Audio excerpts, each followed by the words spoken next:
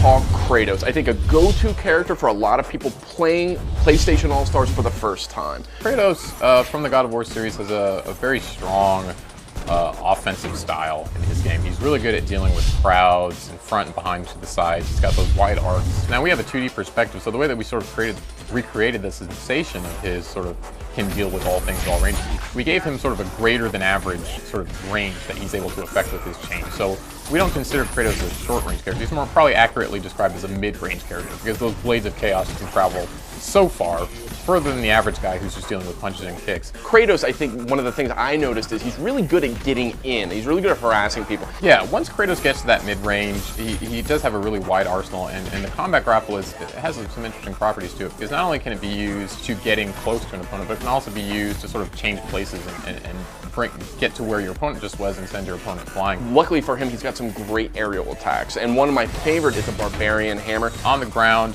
has a long wind up. It does pretty good damage when it does finally land. Another thing, he's got a counter. That's not something you see in that much in PlayStation All-Stars. He's unique in that respect. He can do it in midair or on the ground. Golden Fleece is a little more predictive oriented in PlayStation All-Stars. It's something that you use in anticipation of an oncoming attack when you're really, really sure that that attack is going to come. Pretty mobile character too. He's got these Icarus wings. Not only can you use that to push characters up in the air, juggle them, you can use it in midair. As we know, all the characters have a double jump. He's essentially got a triple jump.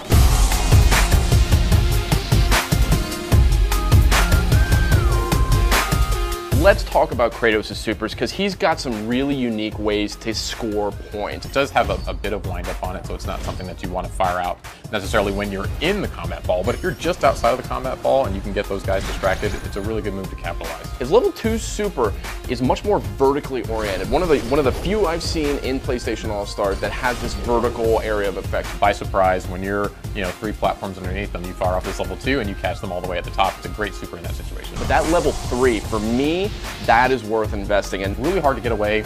You can maybe get away on the first attack. You're not going to get away from that second attack.